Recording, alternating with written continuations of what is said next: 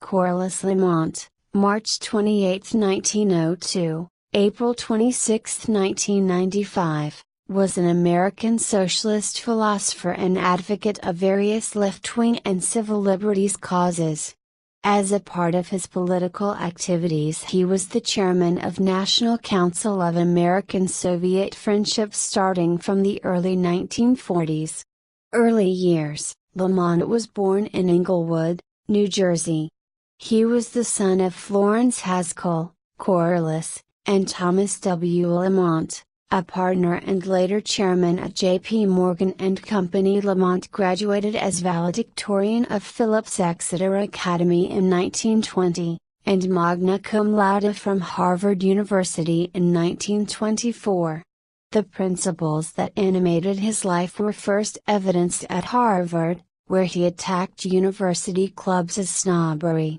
1. In 1924 he did graduate work at New College University of Oxford, where he roomed with Julian Huxley. The next year Lamont began graduate studies at Columbia University, where he studied under John Dewey. In 1928 he became a philosophy instructor there and married Margaret Hayes Irish.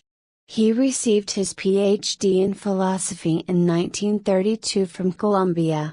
Lamont taught at Columbia, Cornell, Harvard, and the New School for Social Research. He became a radical in the 1930s, moved by the Great Depression.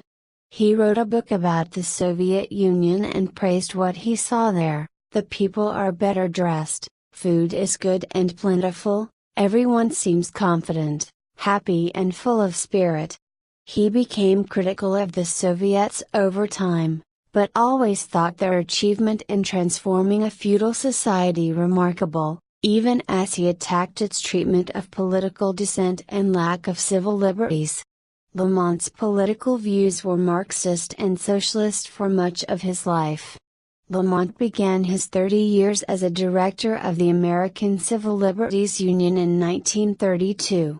In 1934, he was arrested while on a picket line in Jersey City, New Jersey, part of a long battle between labor and civil rights activists and Frank Hague, the city's mayor. Lamont later wrote that he learned more about the American legal system in one day than in 1 year at Harvard Law School. In 1936, Lamont helped found and subsidize the magazine Marxist Quarterly. When the Dewey Commission reported in 1937 that the Moscow trials of Leon Trotsky and others were fraudulent, Lamont, along with other left-wing intellectuals, refused to accept the Commission's findings. Under the influence of the Popular Front, Lamont and 150 other left-wing writers endorsed Stalin's actions as necessary for the preservation of progressive democracy. Their letter warned that Dewey's work was itself politically motivated and charged Dewey with supporting reactionary views and red-baiting. Lamont wrote an introduction to an anti-Polish pamphlet Behind the Polish-Soviet Break by Walter Brody. Lamont remained sympathetic to the Soviet Union well after World War II and the establishment of satellite communist governments in Central and Eastern Europe. He authored a pamphlet entitled The Myth of Soviet Aggression in 1952.